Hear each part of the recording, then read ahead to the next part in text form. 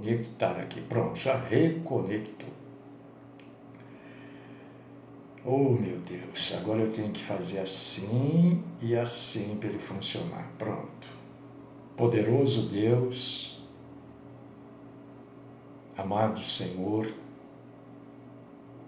aquele a quem nós temos alegria, prazer, gozo em obedecer e seguir. Estamos aqui juntos nesta manhã como igreja para adorar o Senhor, para cultuar o Senhor.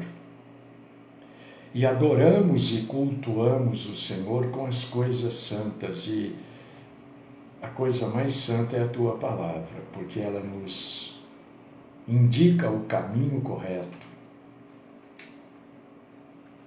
E estamos com a Tua palavra aberta para ser lida, entendida, proclamada e obedecida. Ajuda-nos, Senhor, nesta manhã.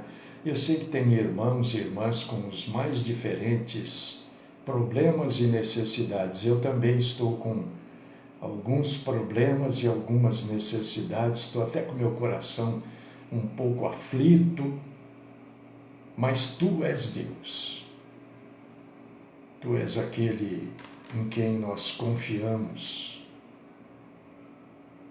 e para quem nós agradecemos, porque o Senhor é conosco em todos os instantes das nossas vidas. Fala conosco nesta manhã, aceita-nos aos Teus pés como adoradores do Senhor. Livra-nos, Senhor. Quando eu digo livra-nos, eu sei que o Senhor sabe, né? Mas ajuda-nos a compreendermos aquilo que é verdade, aquilo que é mentira. Não que ninguém vai vir contar mentira para nós. Vamos contar. A gente vai ouvir. Mas o Senhor vai nos dar, e Ele já nos dá, capacidade, sabedoria para distinguirmos, filtrarmos, peneirarmos a mentira da verdade. Esta é a oração que eu faço por mim, pelos meus irmãos e irmãs, por todos nós, no santíssimo nome do Cristo Jesus, é que eu oro. Amém.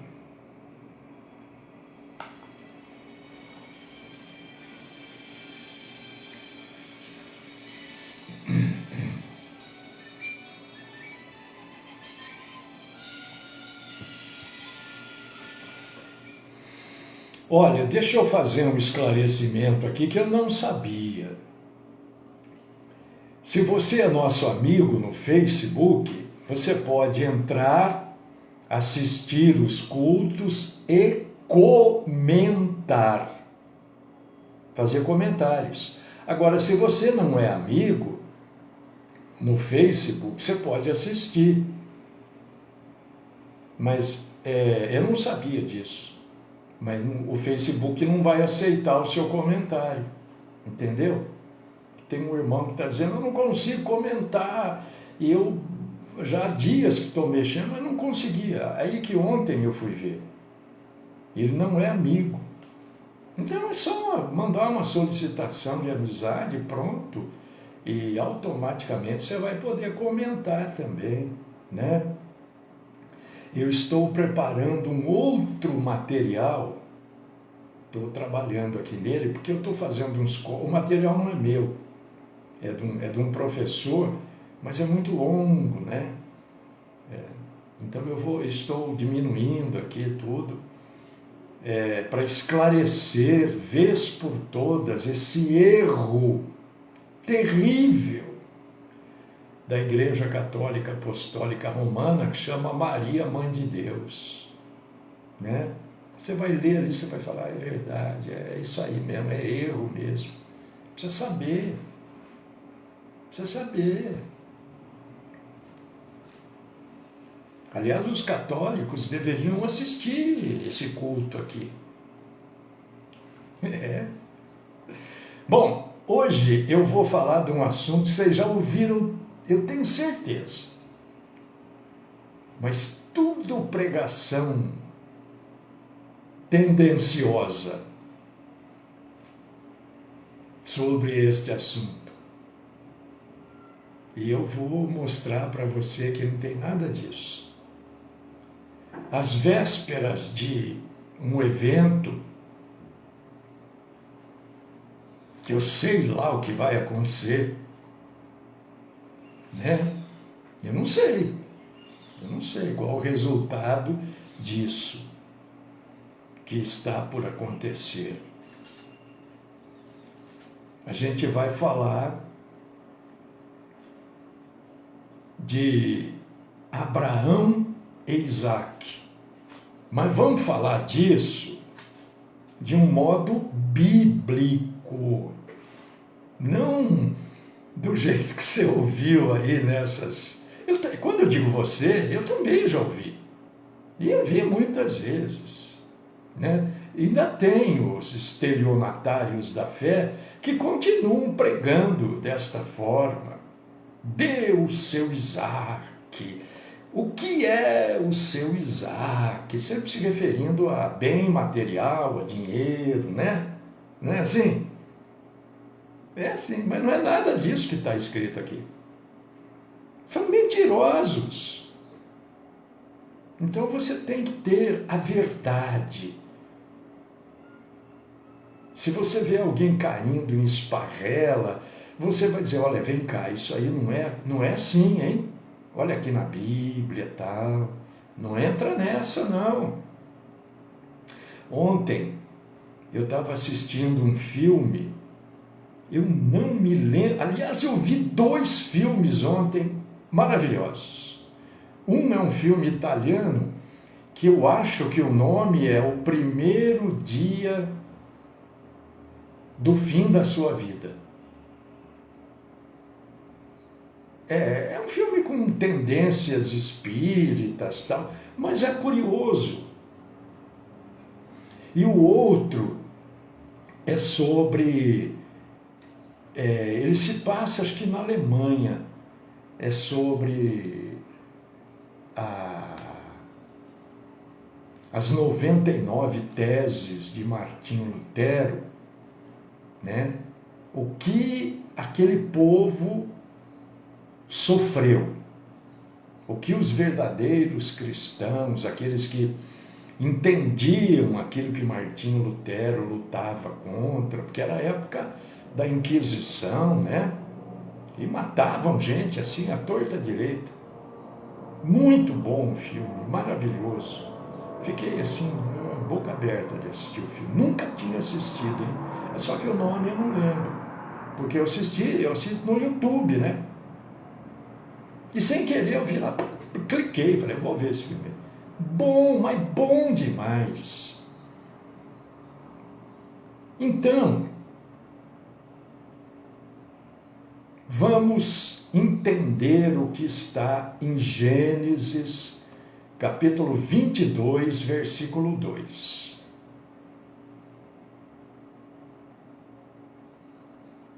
Um dia, Deus chegou para Abraão e falou assim, olha, Abraão, o negócio é o seguinte, você vai pegar seu filho, o Isaac. Você sabe que Isaac era o filho da promessa. E você, assim, vamos falar, trocando em miúdos, né? Você vai matar o Isaac e vai me oferecer a morte, o sacrifício do Isaac em holocausto, a mim, que sou Deus. E você vai fazer isso no lugar que eu vou te mostrar. Está lá em Gênesis 22, 2. É claro que não está escrito dessa forma, né? Está escrito assim, toma teu filho, teu único filho Isaque, a quem amas, vai-te à terra de Moriá, oferece-o ali em holocausto sobre um dos montes que eu te mostrarei. Esse é o texto bíblico. Eu falei assim do jeito que a gente fala, né? E isso foi muito interessante, porque Isaque era o filho prometido para Abraão e Sara, ou Abrão, Sarai, né? E que deste filho viria uma nação. Deus falou isso para ele, prometeu isso para ele. Olha, você vai ter um filho e este filho vai transformar, vai criar, vai ser o começo da nação Israel, né? E essa nação vai ser muito numerosa, tanto quanto as estrelas do céu. Está lá em Gênesis 12, 2 e 3, Gênesis 15, 4 e 5.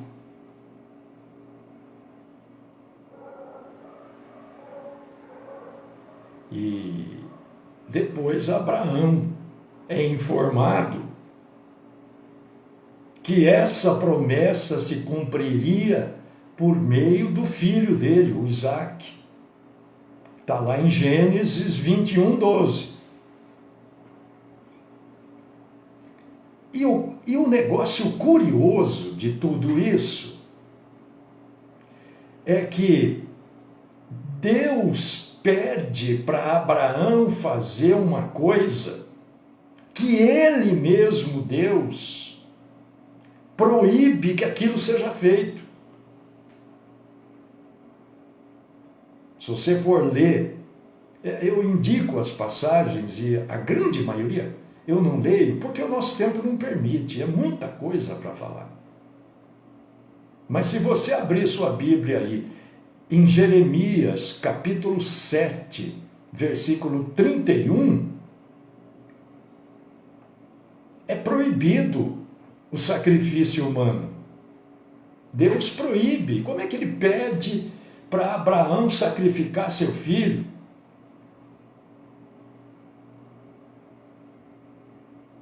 Ah, a Bíblia tem um contrassenso, não sei o quê. Não tem não. É claro que a Bíblia não aborda especificamente a resposta a esta pergunta. Mas a gente pode juntar aí algumas razões para isso.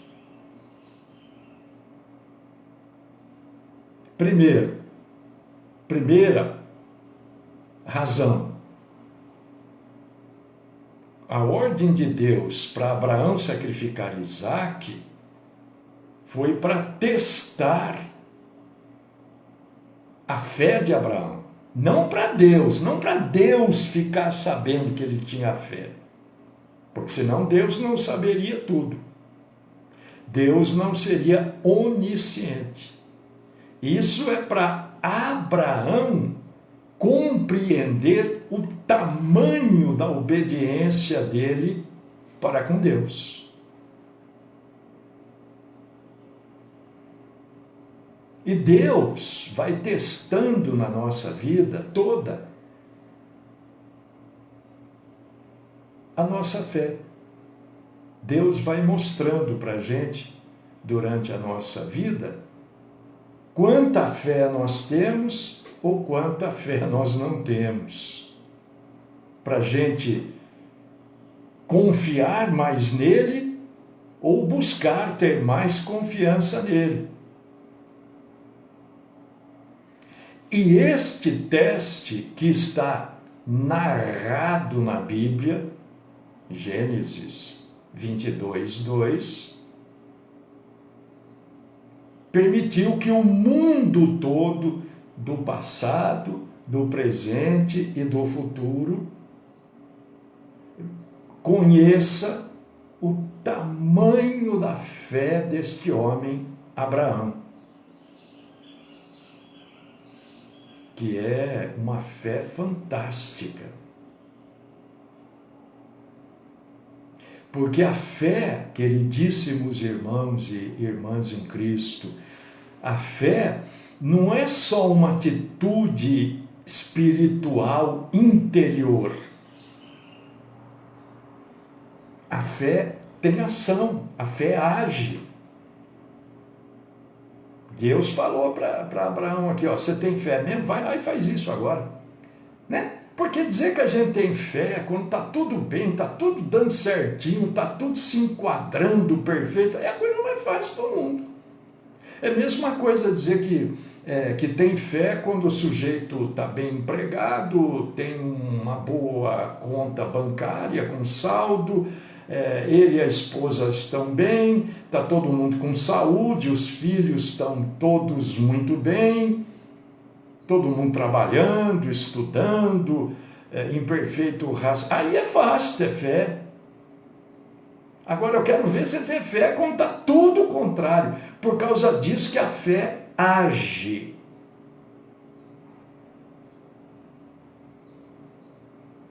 Entendeu isso?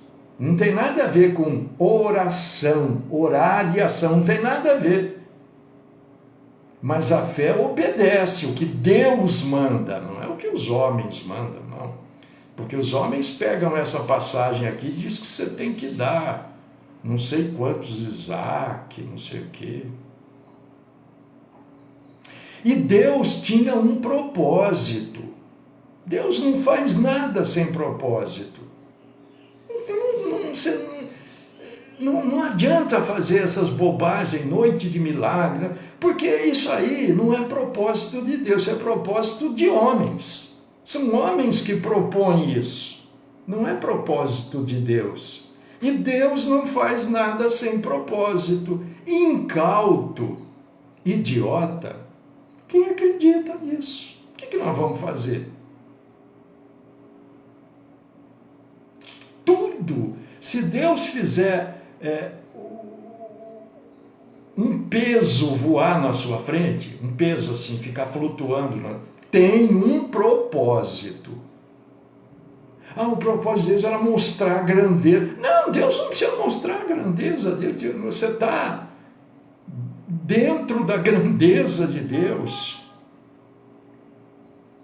O propósito de Deus aqui, além de validar a fé de Abraão como um homem temente a Deus, um homem que obedecia a Deus, era também para validar Abraão como pai de todos que têm fé em Deus. Quando Deus fala, vai lá, sacrifica teu filho em holocausto, né? É para que ele pudesse hoje ser chamado de o pai da fé. Porque se ele nega fogo, se ele não vai, ou se ele vai titubear, ele não poderia ser chamado. Como é que hoje, né? Ele é o pai da fé. A fé foi imputada a Abraão por justiça. Está lá em Romanos, capítulo 4, versículo 9. E se hoje nós temos a fé, a gente também tem o Abraão como nosso pai na fé e da fé. Entendeu? Está entendendo isso ou não? Veja o versículo 16 de Romanos 4. Se Abraão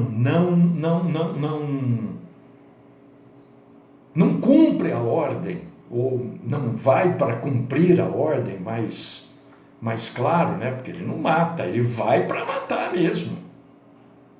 Ele vai cumprir o que Deus mandou.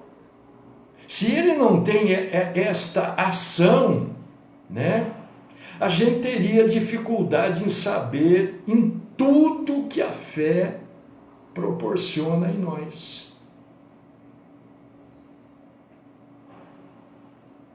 Então, tá vendo, Maria? Não tem isso. Isso é uma mentira. Isso é um entendimento bíblico completamente estapafúrdio. Não existe. Isso é mentira.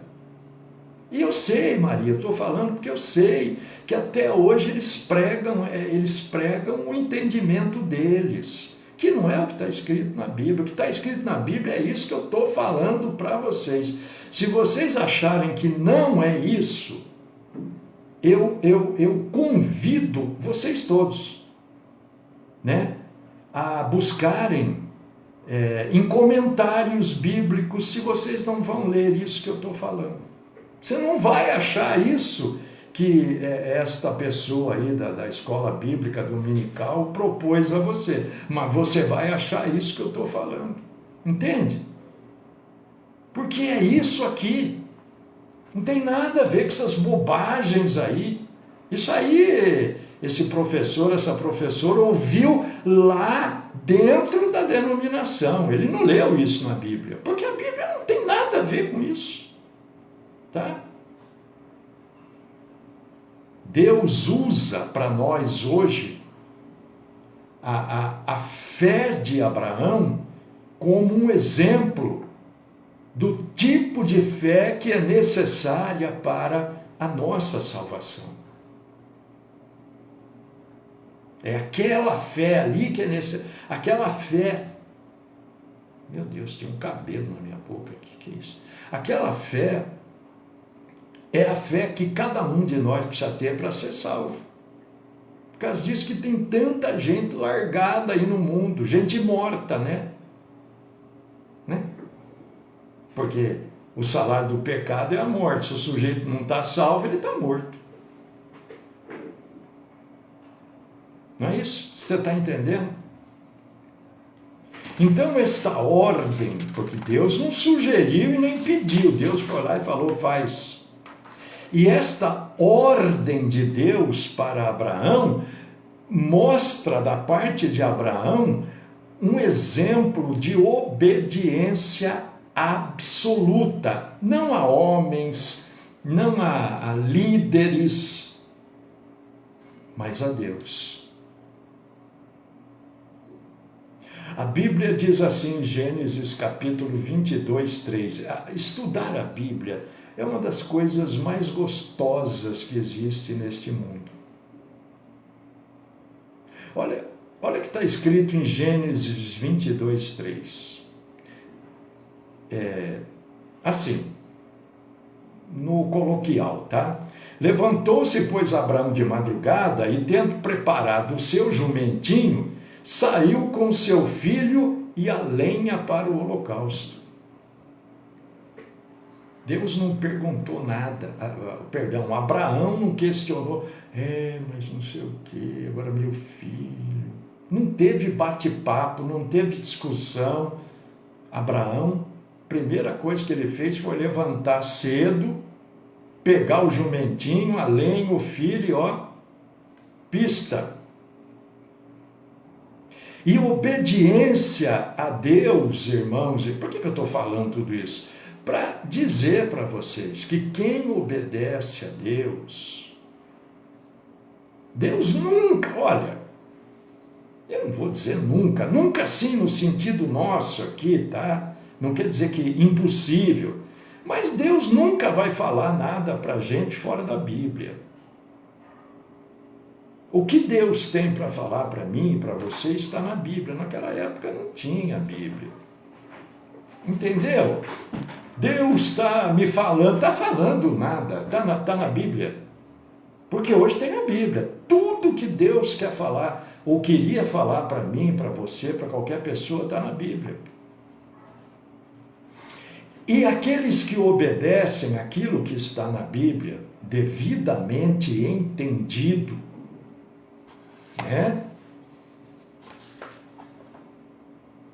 tem uma coisa que você está procurando aí para tudo quanto é lado, estão prometendo, as denominações prometem isso de manhã, de tarde, de noite e de madrugada. Só que elas prometem que elas vão dar. Elas, as denominações, dão para quem vai lá. E a Bíblia também não diz isso. A Bíblia diz que quem obedece a Deus tem uma porção, um montão de bênção de Deus. Leia os versículos 15 a 18 de Gênesis 22. É isso que eu queria falar para vocês, da obediência a Deus.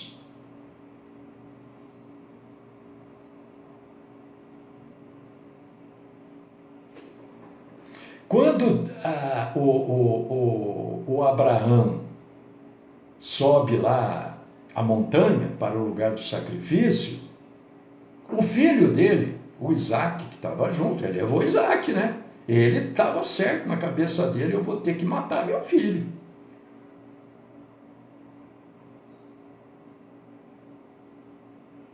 Matar e queimar.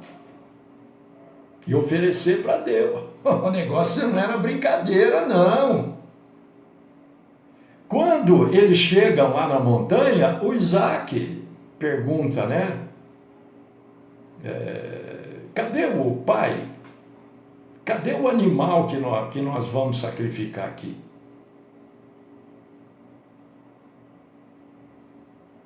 E aqui a gente começa a ver esse negócio da sabedoria, da graça, né? Pensa que Abraão falou, ó, meu filho, o negócio é o seguinte, eu vou sacrificar você. Não falou.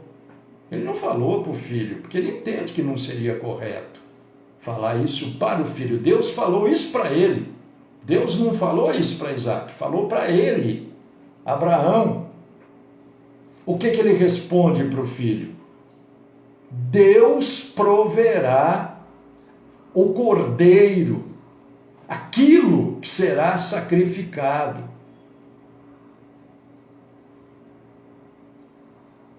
E aí, o cordeiro é provido realmente, né?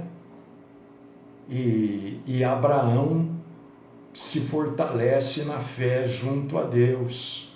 Esse cordeiro é que ocupa o lugar de Isaac no altar. Por causa disso, não é para ficar Deus proverá, é naquele caso ali, ó, quando o sujeito obedeceu a Deus. Porque o que Deus pediu para Abraão? Vai lá, mata o seu filho, e era morto a facada, viu? Depois, para você saber mais como é que eram feitos os sacrifícios, você precisa ler a Bíblia. O negócio era terrível para um ser humano, mas ele vai para fazer. Por causa disso, quando o cordeiro é provido no lugar de Abraão, de Isaac, que Abraão diz, olha, o Senhor proverá. O Senhor, eu passei no teste, está no versículo 14 de Gênesis 22, mas para passar no teste eu tive que obedecer a Deus. Não dá para chutar a resposta. Você tem que obedecer. E mais, olha a grandeza desta passagem bíblica. Essa gente que está tripudiando. Isso, Márcio, eu vou falar agora disso. Essa gente que pega esta passagem e fica pedindo dinheiro, duas ofertas, segunda oferta, não sei o que, esse estelionatário aí, esse estelionato, né? Porque a passagem não fala nada disso. A passagem é tão linda, né? que a ordem dada, a ordem de Deus para sacrificar Isaque, Abraão não sabia. Abraão nem imaginava isso. Isso foi agora a gente lê e entende, né? Mas ele não sabia. Isso já estava estava antecipando aquilo que Deus verdadeiramente faria com o seu próprio Filho Jesus Cristo. Deus pede para Abraão, porque Deus não ia deixar ele fazer, porque aquilo era o próprio Deus que teria que fazer 3.000 e poucos anos depois, 4.000 anos, um pouco mais depois, com o seu próprio Filho Jesus Cristo. Então prefigurou a atitude que Deus teria com o seu Filho Cristo Jesus. E aqui eu quero, porque a gente não pode perder a oportunidade de falar a verdade. Acha na Bíblia uma só passagem que esteja, a não ser Bíblia já trabalhadas para isso, né? Mas eu estou falando as Bíblias cristãs verdadeiras e não as Bíblias católicas, né? Porque a Bíblia católica tem um monte de livro que não é bíblico, não é inspirado, e a gente já falou várias vezes aqui, amanhã ou depois a gente fala de novo, porque não são inspirados, e são motivos óbvios. Mas acha só uma passagem, só umazinha passagem na Bíblia que diz que Maria é mãe de Deus. Acha, procura aí, pode procurar. Põe aí no Google, onde você quiser. Maria, mãe de Deus, não existe na Bíblia. Existe Maria, mãe de Jesus. Porque Maria foi, na verdade, eu não estou aqui menosprezando Maria de jeito nenhum. Eu estou levantando a verdade aqui. Maria foi o receptáculo para que Jesus, homem, pudesse se desenvolver num ventre, obviamente feminino. Maria não foi mãe de Deus, foi mãe de Jesus. Maria nem é mãe do Cristo, ela é mãe de Jesus. Jesus, o homem.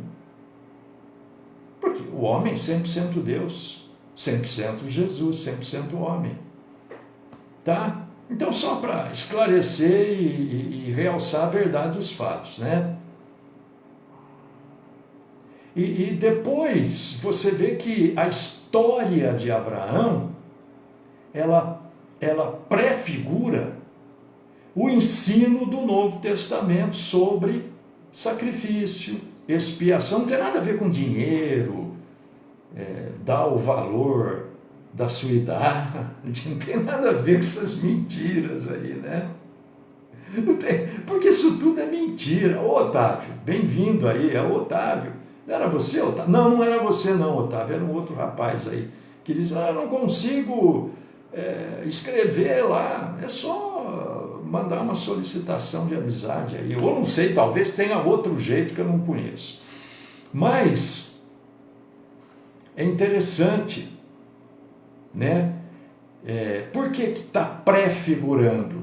Porque Deus sabe tudo, né? Deus já sabia que a sua palavra estaria escrita, né? Então Gênesis capítulo 22, versículo 2, prefigura, já deixa claro que no futuro, né? Toma teu filho, teu único filho, Isaque, a quem amas, tal, né? Já está dizendo que no futuro, por causa disso que eu digo, não esqueça o que você está lendo, o que você já leu e o que você tem para ler. É fundamentado nessas coisas. Já está anunciando João 3,16. Olha só. Olha. Gênesis 22, 2 anuncia João 3,16, porque Deus amou o mundo de tal maneira que deu seu Filho unigênito. Aqui, Gênesis 22:2, foi um homem obediente, Abraão. Aqui em João 3,16 é o próprio, e você viu que inverte a posição? Aqui era um homem entregando um homem, aqui é Deus entregando Deus. Porque o Filho unigênito, o Filho de Deus, o próprio Deus. João 3,16. Quando você lê lá Gênesis 22:2, né? Vai à terra de Moriá e oferece-o ali.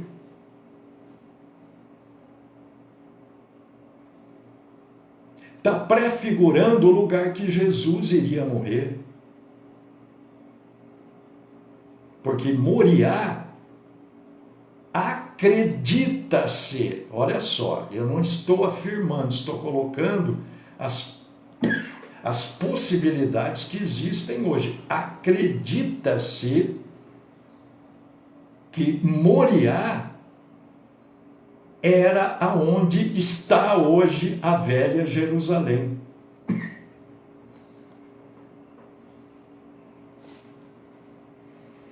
Oferece ali, Gênesis 22:2, oferece ali em holocausto. Prefigura aquilo que Paulo deixou para nós em 1 Coríntios 15:3. Cristo morreu pelos nossos pecados. Perdão.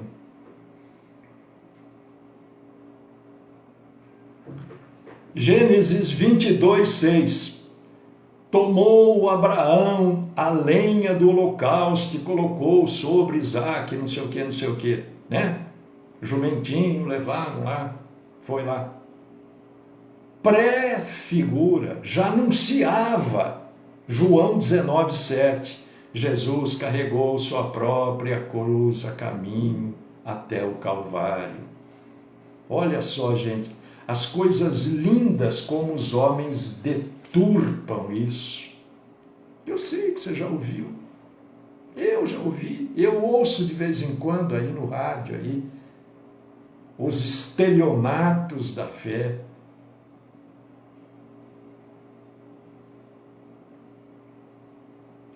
Gênesis 22:7 prefigura João 1:29. Gênesis 22:7, né? Isaque perguntando, mas onde está o cordeiro para o holocausto? João 1:29, eis o cordeiro de Deus que tira o pecado do mundo, o próprio Jesus. E vai por aí afora, né, irmãos? Vai por aí afora.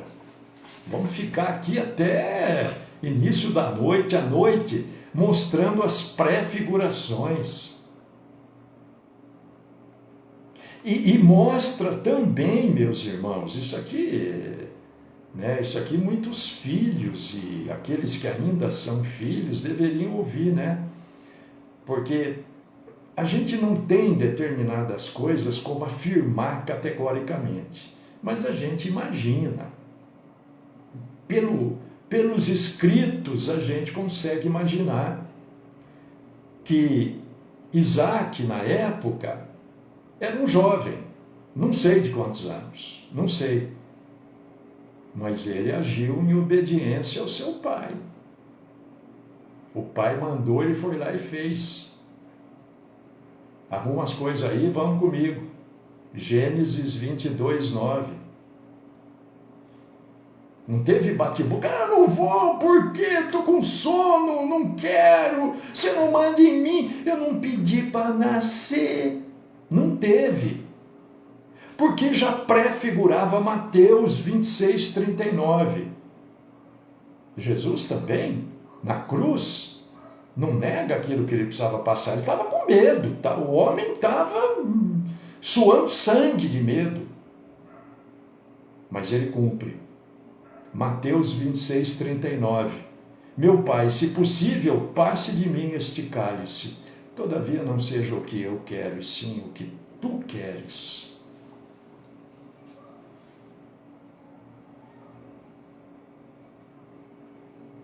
Vou cortar aqui um monte de coisa, né? Porque o tempo vai embora.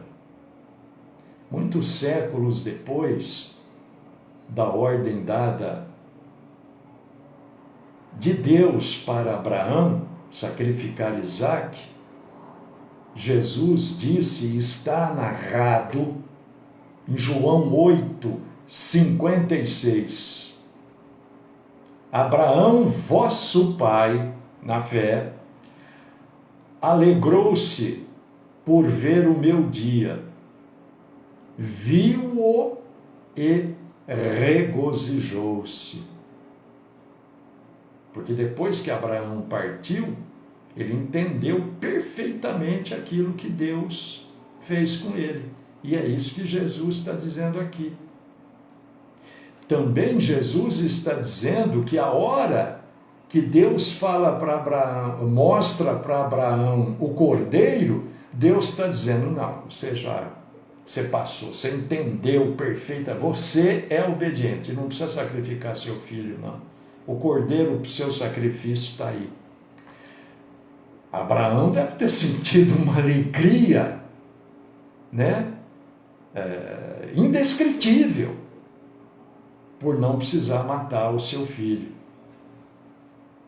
E porque o cordeiro substituiu Isaque. Do mesmo jeito que o nosso Senhor Jesus Cristo nos substitui, porque o sacrifício dele foi vicário.